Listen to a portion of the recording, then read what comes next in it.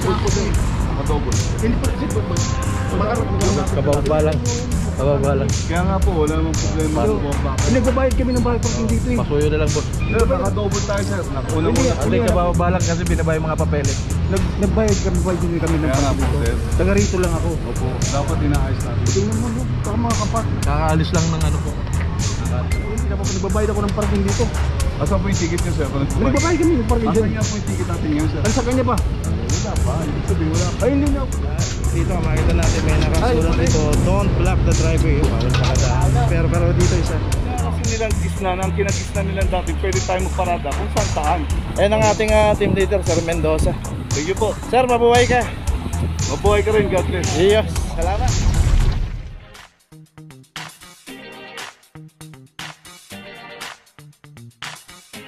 Papajo TV. Street corner Laon-Laan. Dito naman yung isang Honda Civic na naka-double parking dito. Dito nga makikita natin sa kahabang Concepcion Street. Both side may nakaparada na dahil pay parking. Pero pagka nag-double parking tayo, kasama na po sa inong ulit 23.19 para sa Honda Civic.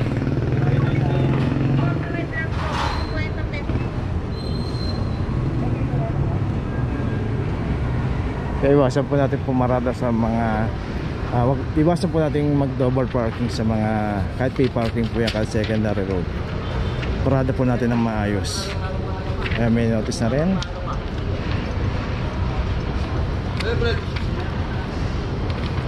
Ito sir, naka-double po din.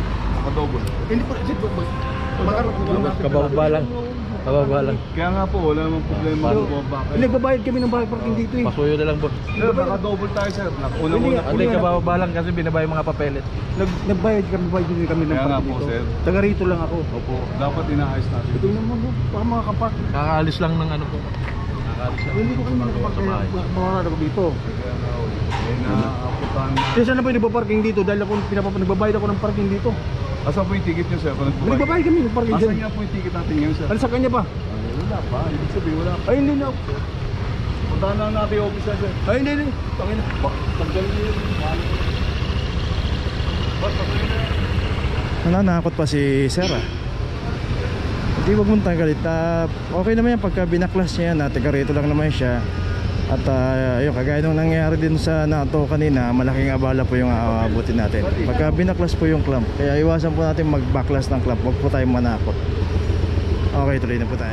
Location natin Pinabal Corner, Espanya Boulevard. At dito isang Subaru ang naklam dito.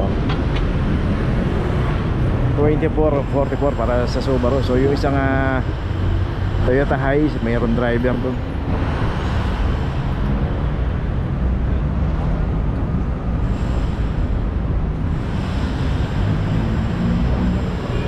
So dito rin sa kahabaan ng Pinabal, hindi po pay parking dito. Doon po sa kabila po, pagtawid po ng Espanya Boulevard na yan, hanggang doon sa kanto ng Dapitan, doon po pay parking yung both side. Kaya kung paparada tayo, matatagalan tayo, doon na lang po tayo pumarada. Lakad po tayo, konti lang. May pupuntahan tayo malapit dito. At least doon safe tayo. Magkano ang parking doon? 50 pesos. Unlike dito, pag naklam tayo, 900 pesos. Abala pa. At ito meron na rin nga notice rin. Location natin, Florentino Street Corner, Don Quixote. At dito yung isang expander. Dito sa pumarada to, dito sa Mabuhay Lane, dito sa may Florentino Street. Walang driver, 2334. So ito yung health center dito. So dapat pag pumarada tayo, ito yung Don Quixote, ang ganda sa kabila. Ito palabas sa Espanya Boulevard. Ito papunta ng P. Margal. So yeah, pwede po tayo pumarada dyan.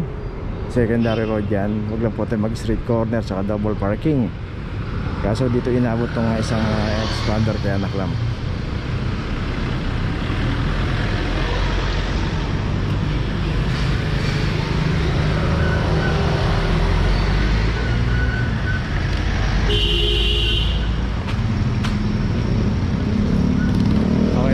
Tuloy na po tayo. Location natin Maceda, corner Dapitan. At dito yung isang expander. Ito nakaklam na rin at may notice rin. At ito nakaklam dito ng walang driver dito sa kahabaan ng Maceda. Ay, may signage, no parking. Okay, tuloy na po tayo. Location natin Maceda Corner, Espanya Boulevard. Ito nakabangketa yung isang sasakyan nito, isang Ford EcoSport. At ito wala ring driver. 23.31 para sa EcoSport. Kasi ito nakaharang na sa bangketa to. Dito makita natin may nakasulat dito, don't block the driveway. Bawal makadaan. Pero dito isa. Ito pa, Ter. Sama? Sama? Ano na? Okay, sama natin. Huwag mo. So ito nakakulambo pa to. Dito ayan nga yung bangketa rito. Ayan yung bangketa. Naharangan na rito.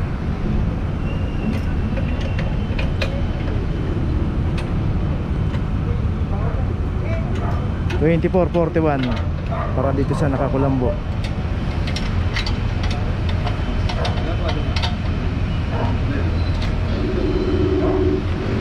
So yung isang sasakyan na Hilux dito, yun, may driver, inalis na dito sa pagkakaparada.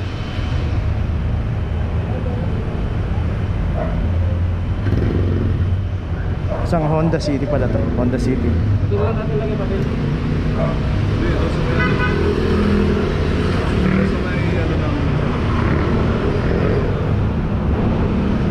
Pwede hawakan mo ito, Buddy.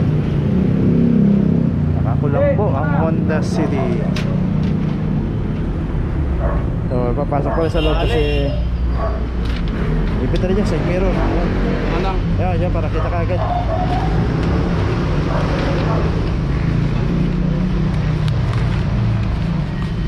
Para pagbukas niya, makikita niya kagad. Dito ba pa?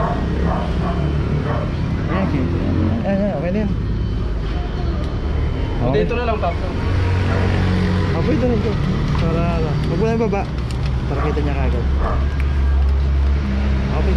So, para mapansin kagad nung may-ari. Kasi baka hindi mapansin, nasa likod kasi yung clamp. Para pagbukas niya ng pinto, makikita kagad yung notice. Okay, tuloy na po tayo sa dalawang sasakyan, pati yung Ford EcoSport. Tuloy na tayo. Location natin P. Marcal Corner, Sisa. Dito isang Innova. Tam number 2327 para sa Innova. So ito yung isang sasakyan dito, yung Crown na Toyota hybrid, pero yun meron driver.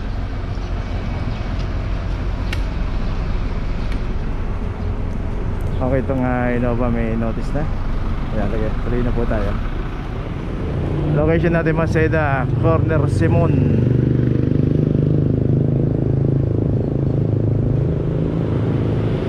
Okay, so ito naklap na rin itong isang Ford Territory 2408 para sa Ford Territory.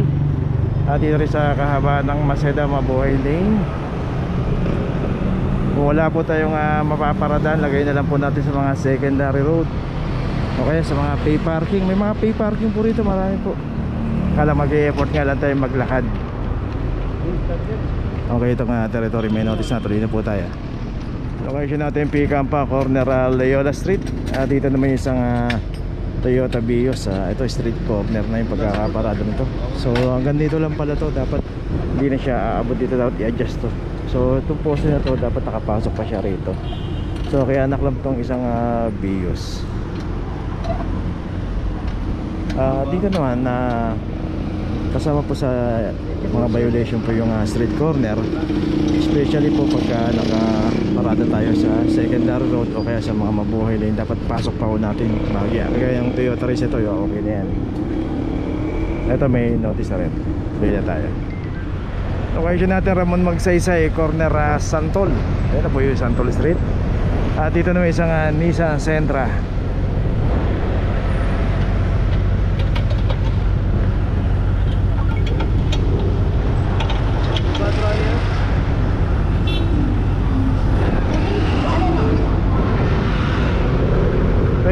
$24.39 para sa Nissan Sentra.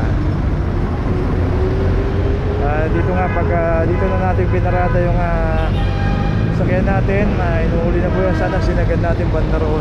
Ayan, laki pa.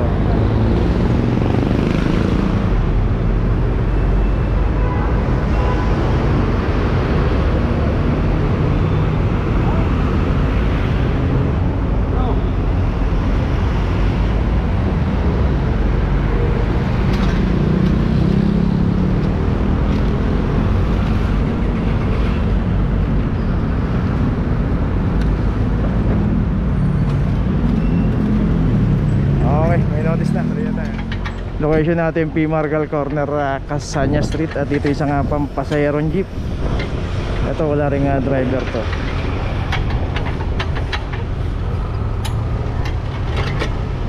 $23.41 para sa pampasayaron jeep o POJ. At ayun nga no, meron na pong phase out ng mga jeep. Ito nga, so wala nang kinikita ang mga jeep na yun. Pero dapat wag din po tayo magparada rito, kasi pag naklam po tayo, ganun din po yan, gastos pa yan. Nakakaawa rin po no, kasi gaya yan, phase out ng mga jeep na yun, tapos mahuhuli pa ng clamping. Pero ganun pa man, trabaho lang po sa clamping yan, kasi kasama po sa naka-obstruct to, kaya naklam na rin. Okay, tuloy na po tayo. Dito na ngayon tayo sa opisina ng clamping sa impounding dito sa Central. Dito na po nagtatapos ang ating vlog. Maraming salamat po sa mga subscriber, sa mga viewers, sa mga napadaan po sa ating channel. Maraming salamat po sa mga suporta nyo. Sa mga hindi pa po nakakapag-subscribe, subscribe na po tayo mga kabayan. Maraming salamat po. Mabuhay!